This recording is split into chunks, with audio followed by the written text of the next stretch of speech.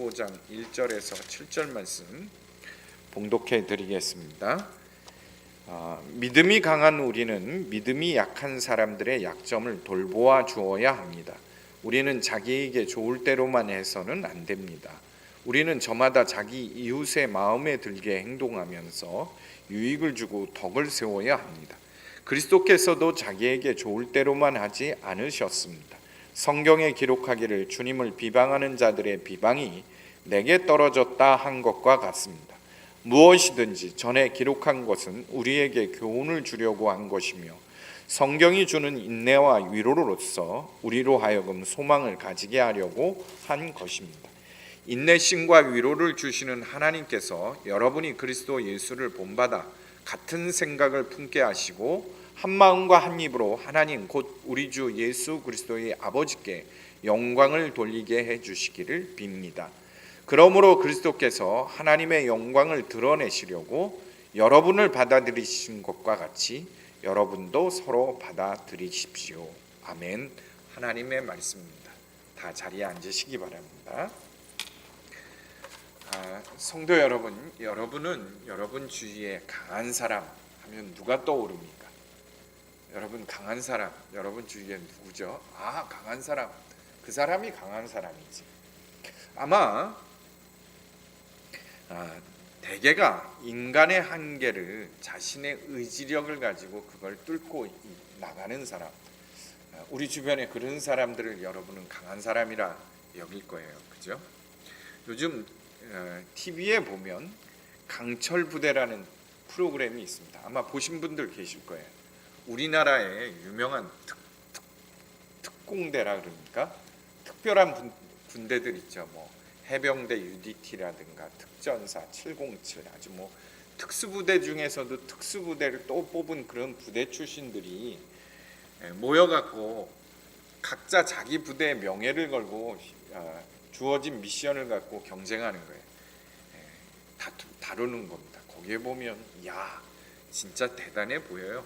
인간의 한계를 어떻게 저렇게 저럴 정도로 하나 싶을 정도입니다. 아마 이 무기력한 지금 사회 속에서 이 근육질의 남자들이 나와서 그렇게 인간의 한계에 도전하는 것, 그거에 아마 사람들이 대리만족적으로 열광하는 것 같아요. 근데 그 강철부대 프로그램 중에 스타가 한 사람이 있는데 그 사람이 누구냐면 그걸 전체를 이끄는 마스터 최영재라는 사람이에요. 이 최영재라는 사람은 여기 특전 사령부 그 안에도 특전대 안에도 또 특전대 707 출신인데 장교로 10년 근무했대요. 이분은 세계 군인 사격대회에서 1위를 했고 그뿐만 아니라 무술이 30단이 넘더라고요. 다 합치면 그 정도고 못하는 게 없어요. 40살이 간 넘었는데도 그 젊은 후배 병사들하고 싸워서 웬만한 건 다 이기더라고요. 이 팔굽혀펴기를 2분 안에 180 몇 개를 하더라고요. 대단한 거예요. 1초 딱딱할 때도 보다 더 빠르게 하는 겁니다. 그것만이 전부가 아니라 이분은 유엔 대사 경호 일도 했고 대통령 경호도 했습니다. 대통령 근접 경호하는 사람들은 특별히 얼굴도 잘생겨야 된대요. 왜냐하면 우락부락한 사람 옆에다 근접 경호시키면 대통령 이미지가 안 좋아지기 때문에 경호 업무도 중요하지만 잘생긴 사람을 옆에 놓는데 이 사람이 얼굴도 엄청 잘생겼어요. 아마 아는 사람들 알 거예요. 그래서 언론의 주목을 받기 시작했고 해외 언론에서도 이 사람을 주목했다 그래요. 진짜 얼굴도 잘생겼더라고요. 그런데 이렇게 무술이면 무술, 이 특공 전사면 전사, 얼굴이면 얼굴로 이 뛰어난 사람이 집에 가면 자기 아내에게 백전백패하는데 이 유명한 상담으로 유명한 김창욱 교수와 인터뷰를 하는데 자기 아내가 자기보다 싸움을 잘한다는 거예요. 아내가 자기한테 요구하는 거는 최수종과 같은 사람이 돼달라는, 사랑을 좀 잘 표현해 달라는 거예요. 아마 최수종 탤런트가 사랑을 이렇게 아내한테 잘 표현하나 봐요. 나는 그런 사람을 원한다. 그래서 자기 아내 명령에 자기는 명령에 죽고 명령에 살아서 한다는 거예요. 그런데 아내가 기가 막히게 한대요. 카톡으로 문장을 보내면 진심이야? 딱 한마디 오면 바싹 얼어버린대요. 진심이야? 그 한마디.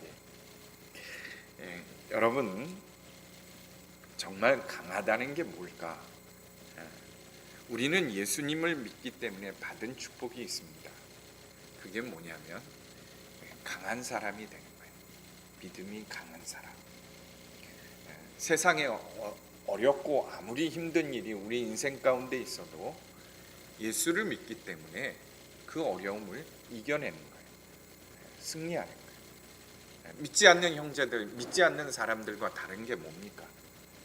우리는 믿음이 있기 때문에 어떤 인생의 위기도 다 극복해요. 어렵고 힘들지만 감사합니다. 다른 사람이 보기에는 야, 저 사람 끝났어. 야, 저거 어떻게 살아? 그런데 우리는 예수님을 믿기 때문에 이겨내는 거예요. 슬픔도 이겨내고 도리어 감사하고 우리보다 더 힘든 사람 위로하고 격려해주고. 그래서 예수 믿으면 받는 축복이 강한 사람이 되는 거예요. 강한 사람. 오늘 본문에 보면 믿음이 강한 사람이란 어떤 사람인지를 우리에게 아주 잘 설명하고 있어요. 첫째, 여러분 믿음이 강한 성도는 어떤 성도입니까? 약한 사람을, 믿음이 약한 사람은 돌봐주는 사람이라고 했어요. 1절 말씀이고, 텔레비전 프로그램은 자꾸 얘기하는데 얼마 전에 있었던 미스트롯 잘 알죠? 뭐 전국을 열광시킨 것 같아요. 지금도 뉴스 방송 라디오 틀면 그때 미스트롯에 뽑힌 남자들 이야기가 계속 뉴스거리로 나오고 그 한 4-5명 본선에 올라갔던 사람들이 대스타이지 않습니까? 근데 그 사람들이 뽑히기까지 얼마나 많은 경쟁을 겪었나요? 좀 노래하고 싶다는 사람들이 수만 명이 모여들어서 예선 통과하고 본선에 또 진출해서 경쟁해오고 그 몇몇 사람을 탄생시키기 위해 수많은 사람들이 경쟁해서 졌어요. 방송에서는 그것을 아름다운 경쟁이라고 그렇게 표현하더라고요. 근데 사실 아름다운 경쟁이 있을까요? 경쟁하면 내가 이겨야만 하는 거예요. 그래야 생존할 수 있는 거예요. 그 떨어진 사람 누가 그 이름 기억합니까? 그 몇몇 사람을 위해 수많은 사람이 떨어진 거예요, 결국은. 근데 누구도 기억하지 않아요. 여러분, 우리 사회는 이렇게 돼 있습니다. 경쟁에서 이긴 사람은 강자가 돼서 약자 위에 군림하지만 약자는 흔적도 없는 거예요. 저는 동물의 왕국을 가끔 봅니다. 동물의 사자를 누구라 그러죠? 왕을 사자라 그러잖아요. 근데요, 사자 무리도요, 사슴, 들소 때 가서 사냥을 할 때 보면요, 가장 약점이 많은 동물을 찾습니다. 그러니까 사자 무리의 우두머리가 해주는 역할이 뭐냐면 들소 또는 사슴떼 중에 누가 병든 애인지 누가 약한 자인지를 골라내는 거예요. 그리고 집단적으로 그 하나만을 하여간 작전을 짜고, 동물도 작전을 짜더라고요. 그래서 그 한 사람을 공격하는 거예요. 무리로 떨어뜨리게 하고 그걸 공격해서 잡습니다. 이걸 양육강식이라 그러죠. 근데 우리 인간사회 속에서는 이런 거 없나요? 지난 김포에서 엊그저께죠, 언론 신문에 났어요. 택배원이 자살한다는 얘기는 심심치 않게 들었습니다. 근데 이번에는 택배 지점장이 자살을 했대요. 유서를 쓰고. 김포에 있는 택배 어느 회사의 택배 지점이었는데, 이 사람은 15년 동안 택배 일을 하다가 성실하게 너무 열심히 일하니까 아마 본사에서 인정을 하고 김포에 지점장을 내준 것 같아요. 자기 밑에 택배 하는 사람들이 한 15명 있는데 자기가 그 택배 일로 거기까지 온 거니까 그 사람들하고 잘 지냈다 그래요. 초기에는 가끔 회식도 하고 이야기도 들어주고. 그런데 노조가 생기면서 달라진 거예요. 이 노조원들이 지점 뺏자 이렇게 했다는데 자기네는 아니라는 거예요. 근데 신문에 보니까 그들 대화방에 나온 카톡 문자가 올라와 있어요. 뭐라고 올라와 있냐? 대리점을 먹자. 대리점을 먹자. 40대 초반의 남자가 자살을 했어요. 유서를 쓰고. 조금만 약점만 보여도 세상은 어떻게 합니까? 그냥 두지 않아요. 물고 뜯고 어떻게든지 강탈을 하죠. 그게 우리가 사는 세상이에요. 이 험악한 세상을 살아야 하는 우리에게 성경은 약한 사람들의 약점을 돌보라 그래요. 돌보라. 그들을 위해 군림하는 것이 아니라 돌보라. 이게 진정으로 믿음이 강한 사람이라. 또 7절 말씀에 보면 믿음이 연약한 사람을 그대로 받아들이라. 받아들이라. 그렇게 말씀하고 있어요. 받아줘라. 여러분, 런던 거리에서 사업에 실패하고 방황하던 한 사람이 배가 고파서 먹을 것을 빵집에서 훔치다가 걸렸어요. 사람들이 몰려들었고 그 사람을 다 비난하고 막 침을 뱉고 비난하는데 12살 소녀 하나가 그 사람한테 가더니 내가 당신 경찰서까지 같이 동행해 줄게요. 체포된 거예요. 그 자리에서. 그래서 그 사람하고 감싸 안고 같이 가니까 사람들이 그 12살 소녀 때문에 함부로 손을 못 대는 거예요. 그 사람이 가면서 이야기를 했대요. 고맙다. 너는 꼭 예수님 같은 사람이구나. 그 12살 소녀가 누구냐? 훗날 구세군의 어머니라 불린 캐더린 부스인, 구세군을 창시했던 사람의 어머니예요. 그 사람의 실화 이야기입니다. 예수님의 모습을 가지고 있구나. 바울은 그거를 뭐라고 표현했냐? 갈라디아서 6장 17절에 예수님의 흔적이라고 그랬어요. 우리 예수 믿는 성도들은 다 예수님의 흔적을 가지고 있는 사람입니다. 그 흔적이 뭐냐? 약한 자를 돌봐주는 거예요. 약자를 그대로 받아주는 거예요. 이사야 53장 4절에 보면 예수님은 우리의 질고를 지고 슬픔을 당했다 그랬어요. 예수님은 우리의 연약한 육체, 우리의 연약함, 죄에 빠지는 그 연약함의 질고를 다 지고 가신 분이에요. 그 예수님이 우리 안에 있는 거예요. 십자가에서 우리의 모든 것을 감당해 주셨어요. 그래서 예수 믿는 사람은 예수의 흔적이 있는 거예요. 나 같은 죄인, 허물 많은 나를 위해 십자가에서 피 흘려 돌아가신 예수님, 그것이 바로 그 흔적이 내 안에 있는 거예요. 그래서 예수 믿는 사람은 당연히 연약한 사람을 돌봐줘야 합니다. 다윗은 하나님을 인격적인 분으로 소개하고 자신이 체험한 하나님을 이렇게 고백해요. 시편 12장 5절에 보면 연약한 사람들이 핍박을 받고 가난한 자들이 신음하고 있으니 이제 내가 일어날 것이다. 그들을 고통스럽게 하는 자들로부터 보호할 것이다. 우리 하나님은 약자 편이라는 거예요. 여러분, 하나님은 중림이 아닙니다. 하나님은 언제나 가난하고 약한 자의 편에 계세요.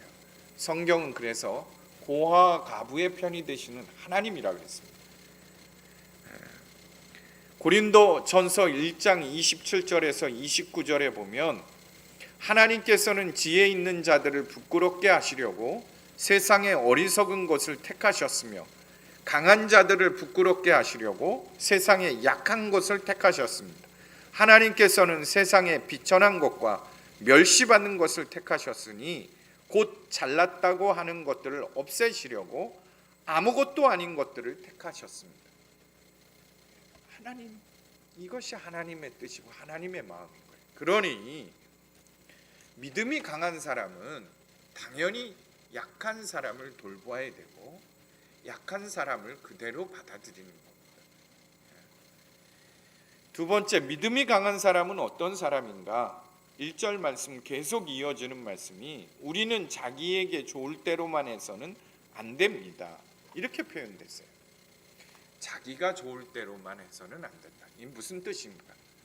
내가 좋은 대로 하면 안 된다. 어떤 성도님은 제가 한 번은 권면을 한 적이 있어요.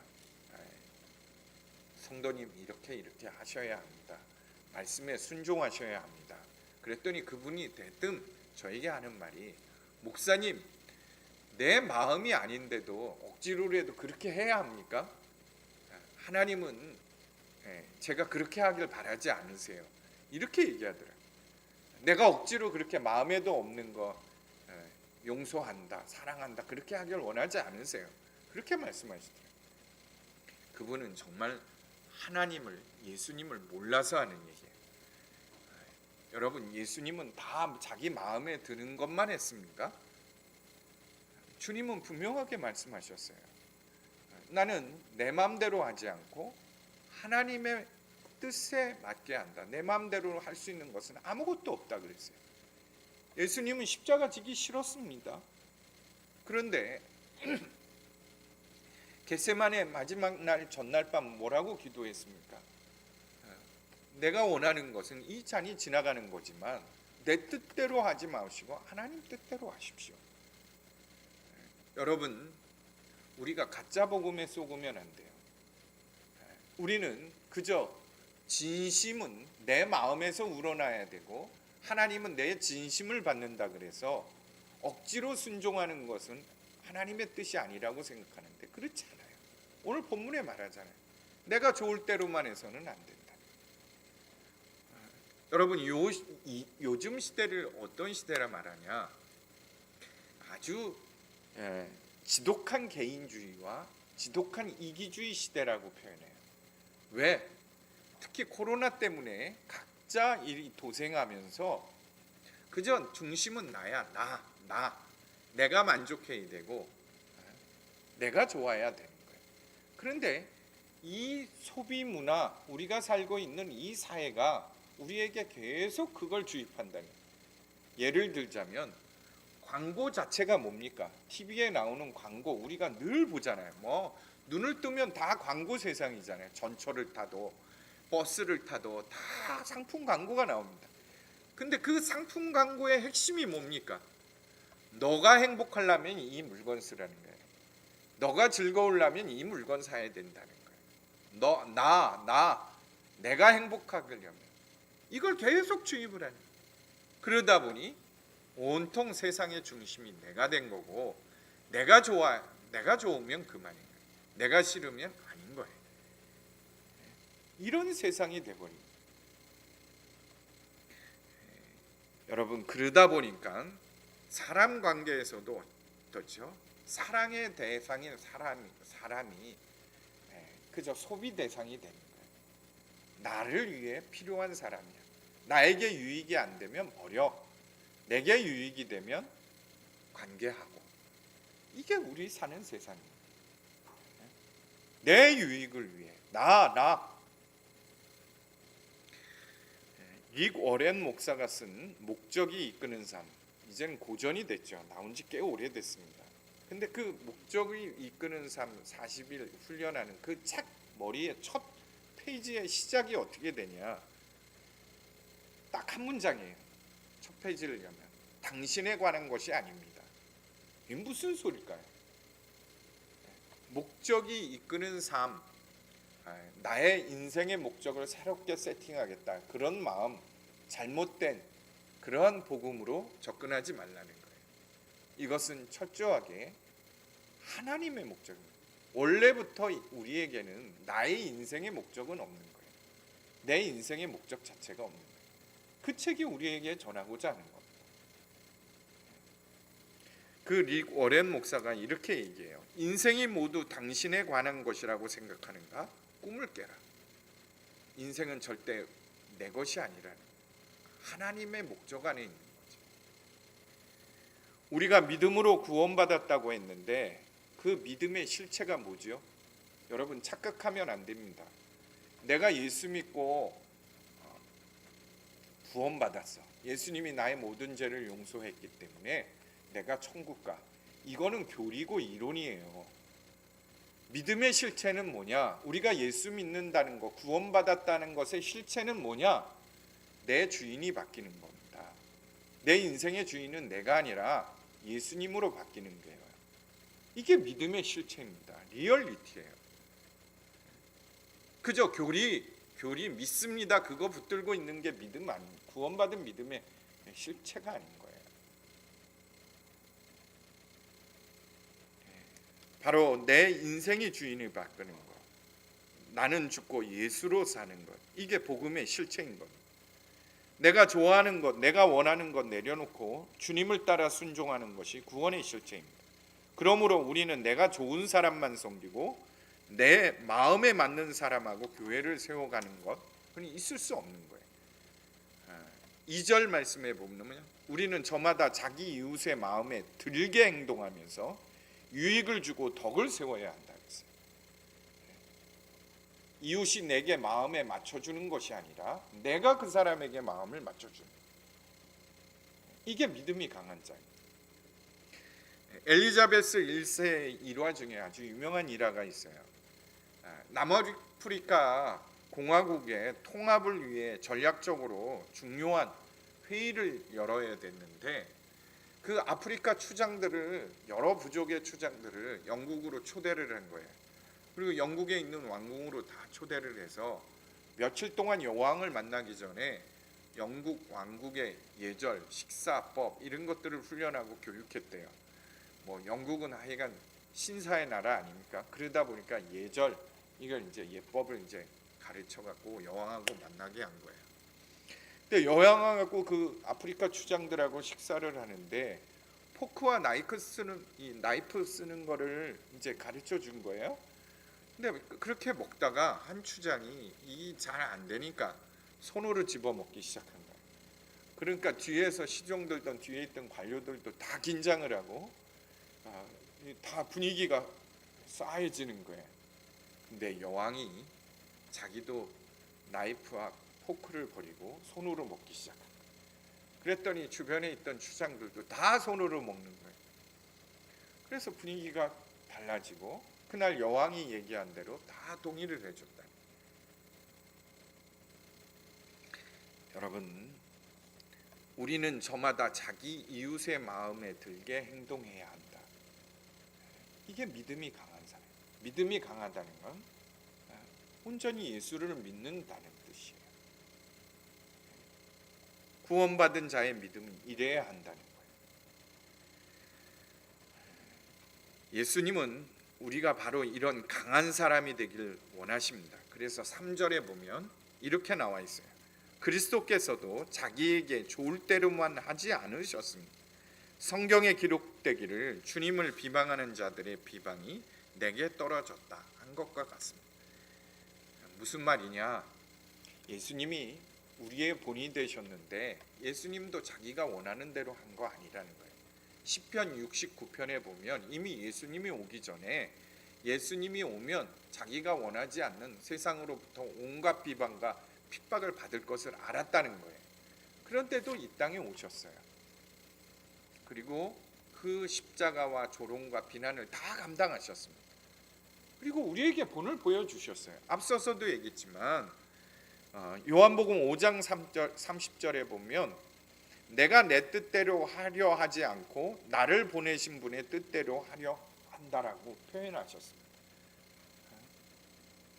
예수님도 원하지 않지만 하나님의 뜻이기 때문에 순종한 것, 십자가도 바로 그 순종이에요.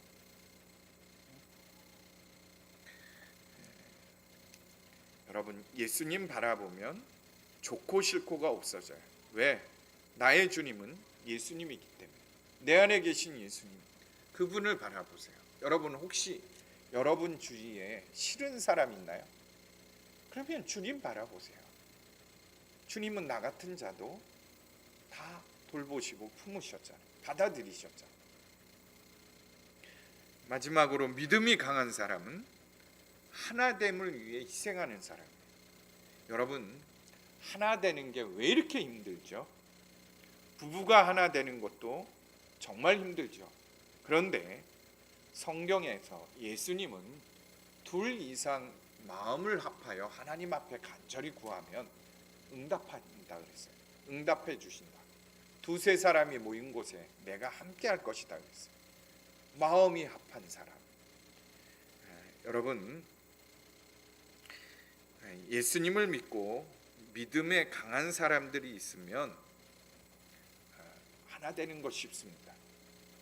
우리 교회 왜 하나 되기가 힘든가?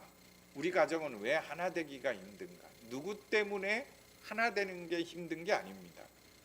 바로 나예요. 나 때문에 그런 거예요. 내 믿음이 강하지 못하기 때문에 하나 되지 못하는 거예요. 우리 가정도 직장도 교회도 마찬가지입니다. 우리 교회 안에 믿음이 없고 차이 있느냐 없느냐 차이 아닙니다. 무엇이 옳으냐 그르냐 차이 아니에요. 사도 바울이 로마 교회가 하나 되지 못하는 이유를 옳고 그른 것의 차이가 아니라 믿음이 강한 사람이냐 약한 사람이냐의 차이가. 강한 사람이 있다면 당연히 하나 된다는 거예요. 오늘 5절 6절 말씀처럼 믿음이 강한 자가 있다면 믿음이 약한 자들의 약점을 돌보아 주기 때문에, 약한 자 그대로를 받아들이기 때문에 예수님과 마음이 합하여 한 목소리로 한 입으로 하나님께 영광 돌리게 된다. 성도 여러분, 복음은 싸우는 게 아닙니다.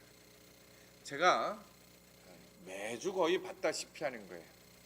그 과천에 있는 신처지 요셉 집화인가요? 거기서부터 매주 한 번씩 우편이 와요. 아주 지겹도록 옵니다.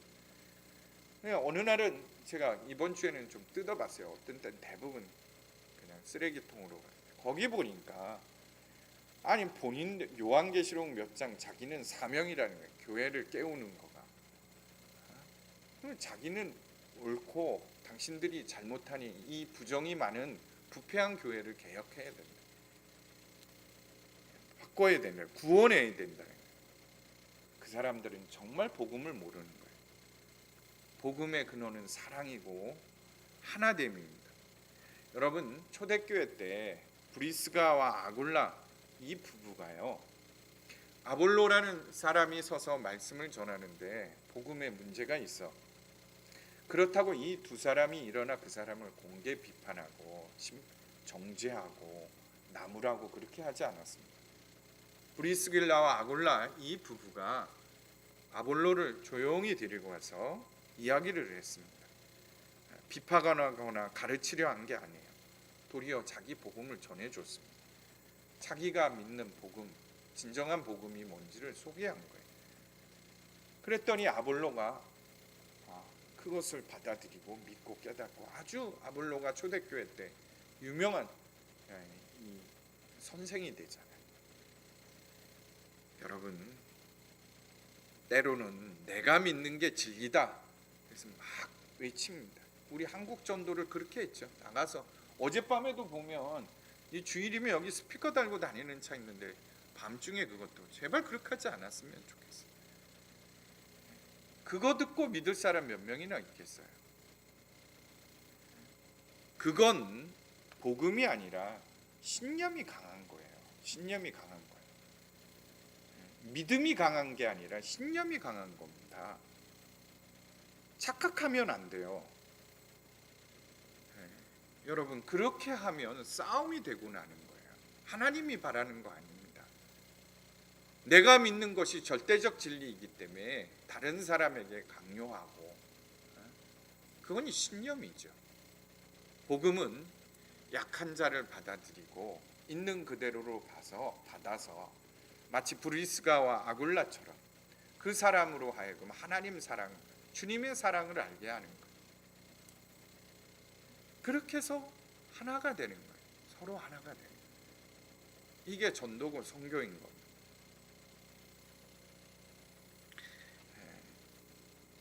여러분, 요한복음 17장 22절에 보면 내게 주신 영광을 내가 그들에게 주었사오니 이는 우리가 하나 된 것 같이 그들도 하나 되게 해 주십시오. 예수님이 우리를 위해서 기도한 거예요. 하나 되는 것, 마음을 합하가는 것, 사랑으로 연약한 자를 돌보고 그를 받아들이기 위해 내가 낮아지는 것, 이게 복음인 겁니다. 선교인 거예요. 여러분, 공동체는 상대방을 조건 없이 받아들이는 겁니다. 오늘 7절 말씀에 그러므로 그리스도께서 우리를 받아 하나님께 영광을 돌리신 같이 너희도 서로 받으라. 사도 바울이 로마 교회 성도들, 너희들이 진정한 사랑 복음의 공동체라면 둘이 싸우지 말고, 음식을 먹는 게 맞냐 안 맞냐 이런 문제 갖고, 옳으냐 그르냐 갖고 다투지 말고 있는 그대로를 일단은 받으라는 거예요. 마음을 받아라. 주님의 마음을 품으라는 거예요.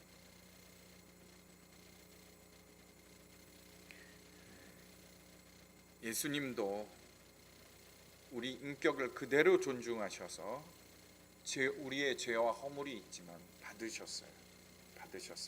우리를 판단하고 정죄하지 않으셨습니다. 여러분들이 처음 예수 믿을 때 보세요. 그때는 허물이 많은데 그 허물의 죄의 문제를 지적하셨나요? 받으셔서 기다리시는 거예요. 인내와 사랑으로 받으셔서 기다리시는 거예요.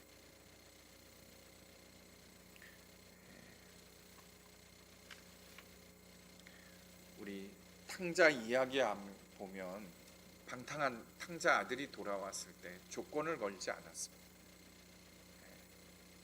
그냥 받으셨어요. 오늘 사도 바울이 로마 교회뿐만 아니라 우리에게도 말씀하고 있는 거예요. 가정에서도 교회에서도 마찬가지입니다. 믿음이 연약한 자를 받으십시오. 오늘 앞서서 얘기했지만 교회를 개척한 지 8주년이 되는 해입니다. 8주년 되면서 제가 돌아보며 여러 가지를 생각해 봐요. 뭘 못했을까? 뭘 실수한 걸까? 복음을 제대로 전하지 않았기 때문인가? 여러분, 양육받고 제자 훈련 받았어요. 그렇게 훈련받는 이유가 뭡니까? 믿음에 강한 사람으로 세우기 위함이에요. 믿음에 강한 사람이 되어 연약한 자를 품는 겁니다. 근데 여러분들이 복음을 모릅니까? 양육을 안 받았습니까? 그럼 뭐가 문제일까요? 사랑이 문제인 것 같아요. 사랑. 제가 주님이 주시는 마음은 그겁니다. 다 알아. 그러나 확신이 없어. 왜? 전한 사람의 사랑이 되었건 여러분들이 복음을 받고 정말 주님을 사랑하지 않건, 여러분, 오늘 분명하게 말해요. 믿음이 강한 사람, 약자를 돌보고 약자를 있는 그대로 받는 사랑이 있는 사람을 가리킵니다. 여러분, 가정이나 직장, 교회에서도 마찬가지예요. 꼭 그 가운데 서시는 믿음이 강한 그 축복을 받는 여러분들이 되시길 바랍니다. 다 강한 사람들이 되세요. 자, 우리 찬양합시다.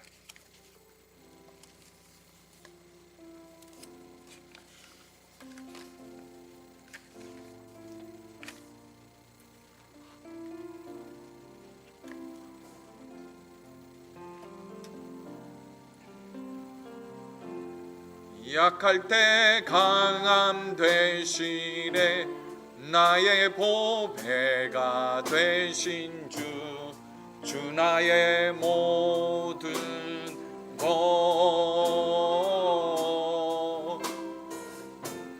주 안에 있는 보물을 나는 포기할 수 없네, 주 나의 모든 것. 예수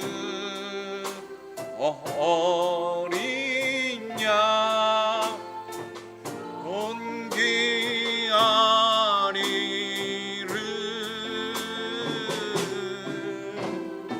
예수 어린 양 존귀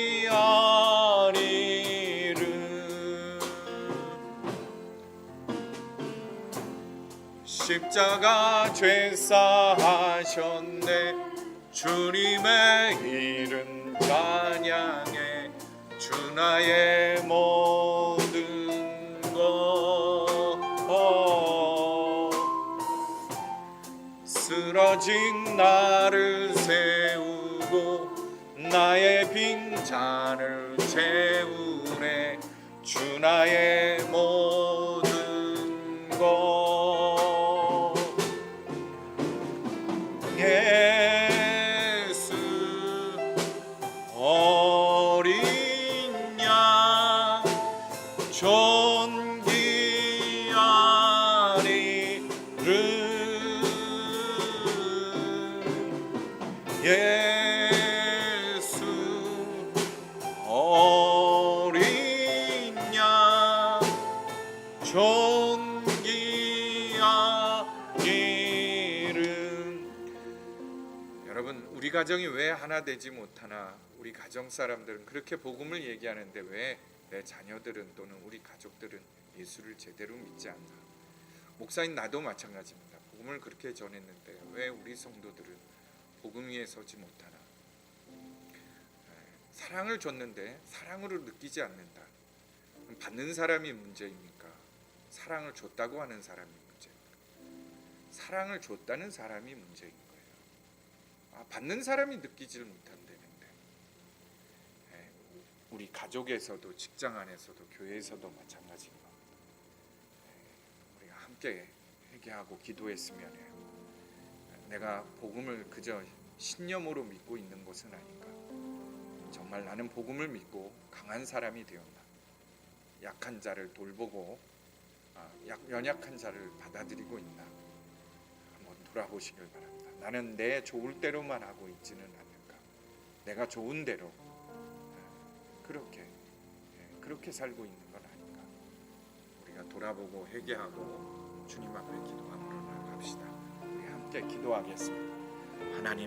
하나님께서 함께 하셔서 우리 성도들이 정말 복음 믿고 예수 그리스도를 믿고 축복되는 삶이 되길 원합니다. 강한 사람이 되게 해주십시오. 믿음에 강한 사람들이 성도들이 되게 해주셔서 어떤 어려움도 시련도 이겨내는 성도들이 되게 하여 주십시오. 하나님께서 함께 하셔서 주님 들어주십시오. 성령께서 함께 하셔서 한 분 한 분을 붙잡으시고 일으켜 주시길 원합니다. 믿음 가운데 선 성도들 되게 하시고 복음의 능력 가운데 거하는 자들이 되게 하여 주십시오. 주여 들어주십시오. 성령님 역사하소서. 주께서 함께 하셔서 거룩하신 하나님 뜨시고 일으켜 주옵소서. 하나님 부족한 자를 용서하여 주옵소서. 이 없는 자를 용서하여 주십시오. 아버지 역사하소서. 주께서 함께 하셔서 거룩하신 하나님 뜨시고 일으켜 주십시오. 하나님 들어주소서. 응의 마음을 주소서. 주의 은혜를 주소서. 거룩하신 하나님 인도하시고 붙들어 주소서. 한 사람 한 사람을 세우시고 일으켜 주십시오. 아버지 역사하여 주십시오. 거룩하신 하나님 붙들어 주소서. 성령 충만 주시옵소서. 살아계시고 역사하시는 하나님, 우리가 예수님을 믿고도 하나님 예수님 믿는 자의 큰 축복을 받지 못했습니다. 예수 믿으면 강한 사람이 되는데 늘 연약하여 넘어지고 무너지고 그저 조그만 일에도 양보하지 못하고 그저 계속해서 나를 주장하며 사는 자였습니다. 오늘 말씀을 통해 깨닫게 하시니 감사합니다. 주님, 내가 정말 예수님을 믿습니다. 약한 사람들을 돌보게 하시고 내가 어렵고 힘들지만 더 어렵고 힘든 사람을 돌보게 하여 주십시오. 내 좋을 대로만 행하지 않게 하소서. 나를 버리고 온전히 예수님이 주인인 복음의 영광 가운데 살게 하여 주십시오. 또 하나님, 가정에서건 교회에서건 직장에서건 내가 낮춰져 마음을 합하게 하소서. 마음을 합하는 자, 연합하는 조건 없이 연합하는 자로 서게 하소서. 믿음에 정말 세상 사람들이 볼 때 강한 사람이라 일컬음 받게 하여 주십시오. 예수 믿고 강한 이 어려운 때 믿음으로 이겨내는 큰 축복, 믿음에 강한 사람의 축복 주실 줄로 믿습니다. 오늘 예배하며 예물 드립니다. 11조 헌금, 또 감사 헌금, 교회 건축 헌금, 선교 헌금, 주일 헌금을 하나님 앞에 올려드립니다. 정말 어느 때보다도 물질이 필요한 때에 하나님 감사함으로 주님 앞에 드리는 예물, 하나님의 모든 것이 하나님으로부터 온 축복임을 고백하는 성도 더욱더 축복해 주셔서 이 어려운 때 물질로 인해 시험 드는 일 없게 하시고 그 가정의 기업에 차고 넘치는 은혜를 주시옵소서. 하나님께서 함께 하셔서 우리 자녀들 양육할 수 있도록 필요한 것 다 공급하여 주시고, 또 하나님 우리 사업장도 어려운 때지만 더욱더 일어나게 하여 주십시오. 우리의 육신의 건강의 축복도 더하여 주옵소서. 치유하는 하나님이라 말씀하신 하나님, 만져주십시오. 예수 생명을 날마다 체험하는 우리의 육체요 우리의 영이 되게 하여 주옵소서. 주님, 장례당한 가정 위로하여 주시고 우리 안에 어느 때보다도 천국의 소망, 천국의 기쁨이 우리를 위로하고 우리를 붙드는 시기가 되게 해 주십시오. 이제는 우리를 죄에서 구원하신 예수 그리스도의 십자가의 은혜와 하나님의 외아들을 주시기까지 사랑하신 그 크신 사랑과 보혜사 성령님 내주하시고 교통하시며 충만케 하시며 오늘 예수 믿고 강한 사람이 되기로 결단한 모든 성도들 가운데 영원히 함께 하시기를 간절히 축원하옵나이다. 아멘.